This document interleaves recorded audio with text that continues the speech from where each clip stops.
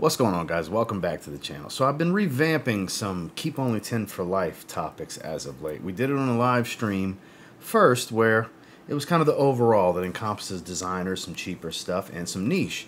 Now, we're talking niche today, obviously. You saw the title, you saw the thumbnail, and the niche fragrances that were in that video and those brands of niche fragrances are excluded from here. This way I was able to give some more love to some other phenomenal niche fragrances in my collection that I would just love to keep in the event I was only keeping 10.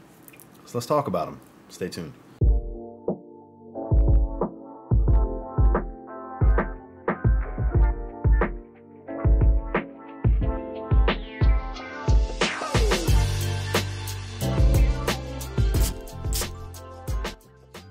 Starting with one that it's kind of a no-brainer for me because one of my all-time favorite scent profiles is Tommy by Tommy Hilfiger. So naturally, I would want to keep Fougeres Marine from Montale because this is basically niche Tommy by Tommy Hilfiger. So it's dominated by oak moss, and the thing that makes it smell most like that fresh, spicy green feel of Tommy is because there's a freshwater accord that freshens up that oak moss. A little bit of musk. Admittedly, not the same dry down, but in the opening, pretty hard to tell a difference. It's undeniable if you're familiar with Tommy.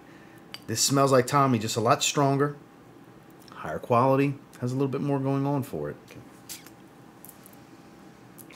There it is. Spicy green, a little bit of citrus, but very spicy. That's the best part about this, but fresh. Very, very fresh.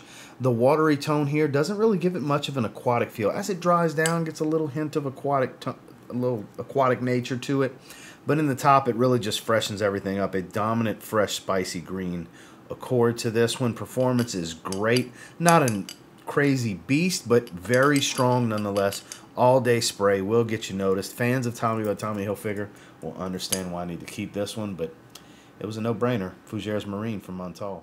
So a house I have been absolutely loving is Jacques Fath. I'm 5 for 5 with pickups from that house, and the one that stands out the most to me is the most timeless of scent profiles of them. This is called Verlasu. Some of you have heard me sing the praises of this fragrance. So very rich lemon smell, spices, greens. It has a warm spice and a fresh spice at different stages of the fragrance's dry down and evolution. There's a little bit of ambroxan, there's some woods here. There's a lot of notes and nuances. A true aromatic fougere experience. Like I said, timeless style with some modern nuances and touches. Beautiful, great, great quality. Performance is just right to where it's not overwhelming, but you can spray it and forget it. You can go on about your day, 8+ hours easy. This is beautiful stuff, and I paid $41 for this 50 ml when it was in stock at Fragrance Buy.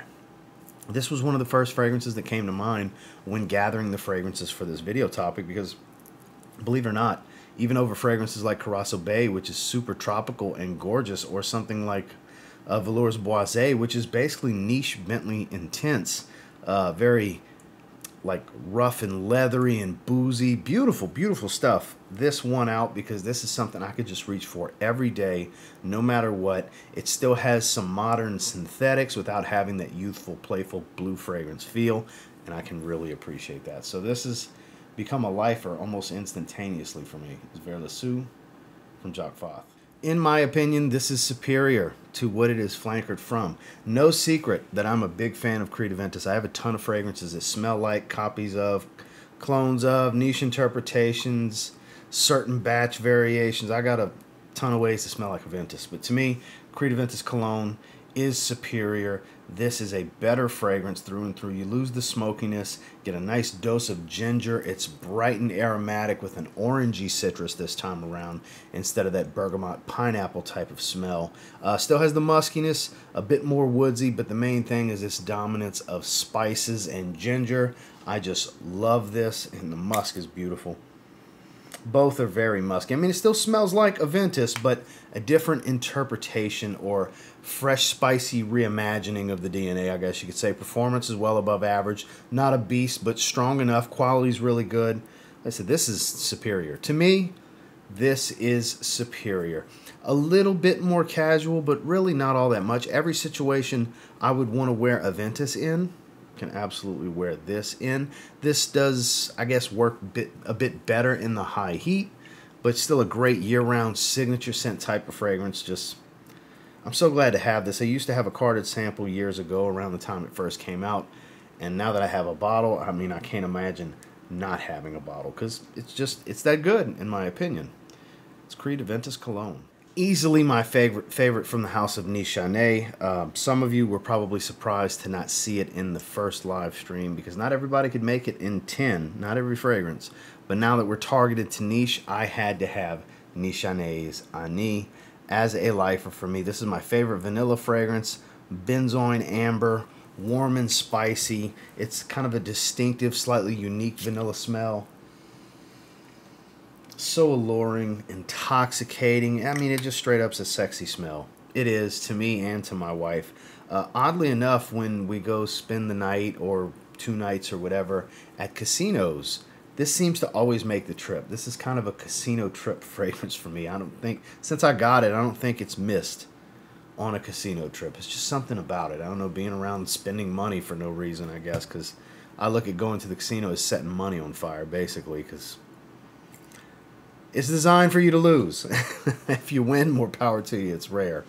But that's neither here nor there. Point being, it's just something special about this fragrance. So special occasions, which doing that is a relatively special occasion, I guess. Going to take a little bit of an adventure and a trip. This is the first fragrance that comes to mind because it's just so special. My wife's a big fan of this one. If you've never tried this and you like vanilla fragrances, I can assure you you're missing out. It's my favorite from the brand, and the brand is full of great fragrances. Lifer for me, undoubtedly, Nishane Ani. Now, in this sea of great fragrances that exist on the market today, there's certain standouts that really make an impression because they're unique and impactful.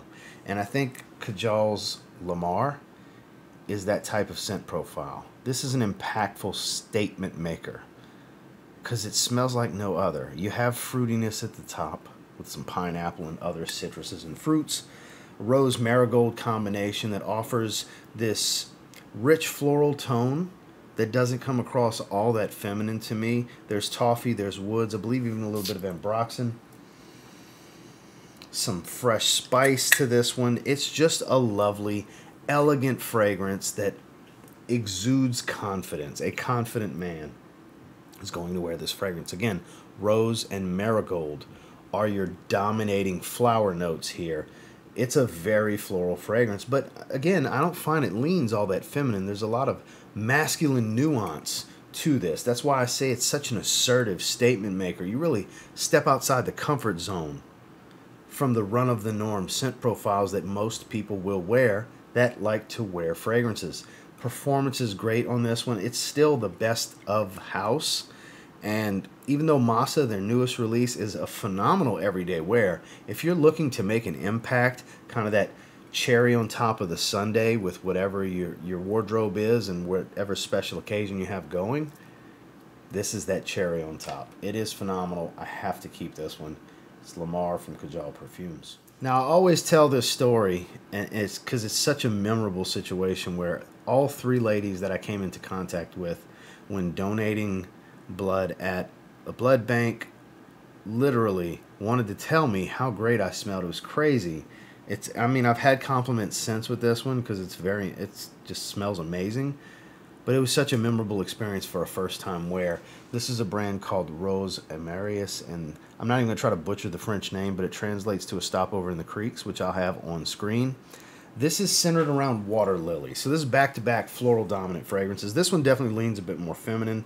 It's an aquatic, fresh, watery floral that's full of citruses, a light, spicy tone. It's a little creamy and a little powdery without being too much of either. But again, leans a little feminine, very clean, musky smell, soft woods. It's a beautiful, laid-back aroma. This is such a vibe in this bottle. The quality is incredible. The performance is great. Obviously, it has captivating performance with the sillage because it's in my experience, it grabs people. Ladies are going to want to wear this themselves. Like I said, it does lean feminine. I don't find it's a girly smell, but I mean, if you like this crazy masculine, you know, typical Fougere stuff, then yeah, this is going to be super feminine to somebody that typically wears things like that. But if you have an appreciation of florals, this is an experience to have. Ladies, any ladies that happen to watch this, you really need to get your nose on this. Guys that like florals, confident guys that like something a little bit different, to smell different from everyone else, compliment machine in my experience. Again, there's no guarantees that it will have the same effect for you. I can just tell you about my experience. And look, that's not swaying me to want to keep it. I genuinely love the wearing experience with this because the aroma is just such a vibe, like I stated before. But it is a little something extra that's noteworthy to talk about, how it just seems to be a positive attention magnet. Because who doesn't like being told they smell good if you're into fragrances and you're enjoying the wear yourself? To have others tell you that it's enjoyable, just an added bonus. And this is magnificent. This is a great fragrance to get your nose on. And of all the niche I have, this one stands out, and it's a keeper for me. Rose Amerius, a stopover in the creeks. The best fresh green springtime fragrance I own, my favorite Maison Francis Kurkdjian fragrance, it's Aqua Celestia Forte. This is another one of those fragrances that was a no-brainer. Don't get me wrong, I love my bottle of Grand Soir, but I wear this more. This is a great daytime wear in the spring, summer, fall. Semi-casual, polo shirts, short sleeve shirt, button-ups, Oxfords, V-necks, like that type of apparel. That's me most of the time when I'm not in workout gear or just going to the gym. When I'm going out in the world, that's my attire most of the time. And this suits those situations perfectly. Lime, mint leaf, fresh green petitgrain dominate this fragrance. They stay for a very long time. It's not too much of any one thing. Like, it's not overly minty. It's more of a green mint leaf type of smell. It's not like bubblegum or toothpaste or anything like that. Quality raw materials here, guys. 8+ hours in longevity. Present, but not overwhelmingly strong. It's just right for the scent profile, in my opinion. I absolutely adore this fragrance, and this was an easy pick for me. Yeah, if we're keeping 10 niche, I got to keep Maison Francis Kurkdjian Aqua Celestia Forte. This is another one that I just can't stop preaching that people need to try more and more. This was my introduction to this perfume brand, and it was a safe way to start, as it turns out. I now have a second fragrance with them that's phenomenal, but we're talking about Paradis de Sens. This is Eden. So if you notice online in forums, you'll see people relating it to Elysium. I don't get that. Maybe, if I'm putting a percentage on it, maybe 40% because of the citrus at the top with the grapefruit, but this is dominated by this ivy note. It's very fresh green and woodsy. It's not super citrusy. It's not sharp and metallic or anything like that. But you do get a nice grapefruit smell at the top. Like I said, that initial blast is about the closest resemblance I get to something like Elysium. I have to state it because I just find it interesting. Like, after a minute, I don't get the correlation all that much. But in the initial blast, like I said, I understand where people are coming from with it. But definitely not Elysium as you wear it.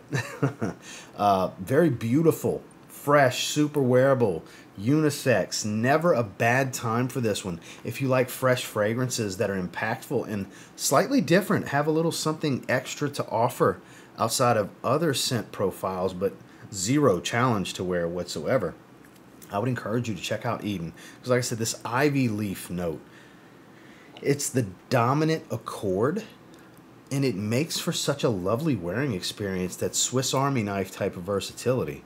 Wear for anything. Great quality, elegant, strong without being too strong. Lasts, 6-8 hour range easily in the high heat. Cooler weather beyond that, even better. 8+ hours. This is worth trying. It's a safe play.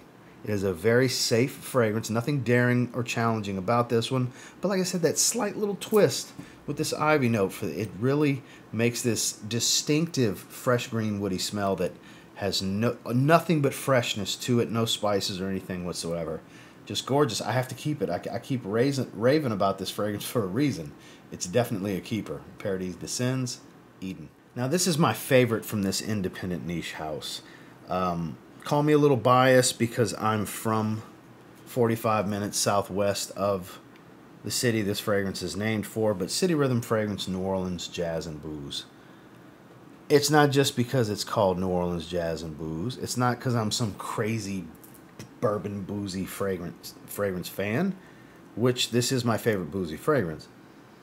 It really captures the essence of the city. That's what's so impactful to me and special about this fragrance. Obviously, it's a home is where the heart is kind of thing, and my heart is in South Louisiana, even though I've lived in different states across the country here. I'm still a Louisiana boy. I'm a Southern boy. So this is special to me, and the reason it's special to me is because it really captures the essence of the city. The alcoholism that goes with New Orleans, the spices, this patisserie baked bread feel to go with that kind of beignets feel he was looking for to represent Café du Monde. We have to spray it. An overload of bourbon, too. And man, is this good. And that's another big tie-in for me with bourbon, Canadian whiskey. That's the whiskey of choice for my family. We got a bunch of bourbon drinkers in my family, from my mother to my cousin to my my grandmother and so on. They drink bourbon. That's their drink of choice. So it all just ties into nostalgia factor for back home. So it's one that I don't think, because of all these things, could ever be topped, even though Niles has put out a bunch. He doesn't miss. He's put out a bunch of great fragrances in his brand at City Rhythm Fragrance. So he inspired by all these different cities, been around North America so far. Just to give you a couple of examples, St. John from the Virgin Islands, for example, his newest release, is amazing. Miami, both flankers, he puts out really good stuff. But this, he nailed it. I was prepared when this first came out to just crucify it, because, I mean, it's got to be special to be called something like, New Orleans Jazz and Booze, and he pulled it off. It is something special. It embodies the spirit of New Orleans and everything about it. It's absolutely a keep-for-life fragrance, and if you haven't tried this, especially if you're from Louisiana, you need to try City Rhythm New Orleans Jazz and Booze. Last but not least, I know some people were surprised in the live stream that I didn't pick a Roja Dove creation. Well, of course there's a Roja Dove creation here. And it would be crazy to not put the one fragrance that, of all the individual, hundreds and hundreds and hundreds of individual reviews I've done on this channel, single fragrance reviews, the only one I've ever given a 10 overall to is Roja Parfums Isola Blue, which is a reimagining of this. This was what it was originally called, Oligarque Parfum. I also have Oligarque Eau de Parfum, but these are the same. This is admittedly a little bit stronger, but it is the same fragrance. So what makes this a 10 out of 10 for me? It's literally the perfect fragrance for me. I didn't think the perfect fragrance for me existed. It's got all the freshness. It's got green elements, citrus elements, tropical. It's got tropical fruits and coconut, full of greens. Got this green smell, sweet citrus too, not just fresh, not just super fruity or sharp or anything like that. It's juicy, sweet citrus that's got a green element sitting right there in the background with some woods, a little bit of an aquatic tone, musk. There's a lot going on here. There's a ton of notes, as with all of Roja Dove's fragrances. For me, very long lasting on the skin, with a good sillage without an overwhelming projection. Beastly in a sense of it's always present, it never goes away, I constantly smell it, but it's not going to fill a room. The sillage is strong. It doesn't just scream off of the skin. What is coming off the skin is pretty dense and consistent. That's with both of these. Admittedly, this is a little stronger, but this still does the trick, and I had to have it.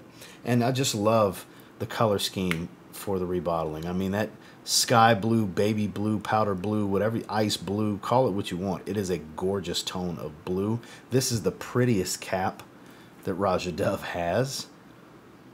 I thought the Oceania royal blue jewels were pretty. This is special, but I had to have, and actually matches what I'm wearing with my hat. But this is magnificence in a bottle, guys. If you've never tried this one, you really should. It's very pricey. As great of a fragrance as it is, I cannot encourage you to blind buy it unless you just got money like that and you can just blow it, no big deal. If you don't like it, whatever. Yeah, you can go ahead with your bad self if that's your thing. But for the majority of us, I would encourage you to get a small decant, which is still going to be pricey even for 2 or 3 ml, and sample it. it might not be full bottle. It might not be special enough to you for the money. Because, I mean, this was sent to me. I didn't pay for this. I mean, I'm being straight up. This was sent to me by the brand when it released. But I got to tell you, it's not one that I want to part with.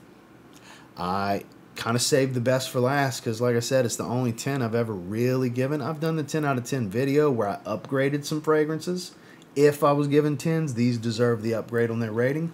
But this is the only true 10 out of 10 that I've ever given on this channel, and I never thought I would see the day. But for me and my taste and what I like to wear in my daily life, this is actually the perfect fragrance, and I gotta keep it. Roja Parfums Isola Blue, formerly known as Oligarch Parfum. Well, that's the 10. Probably some surprises for you guys, and trust me, it's difficult to just pick 10. Because some of you might be saying, what about Amouage? What about Zaharoff? All that.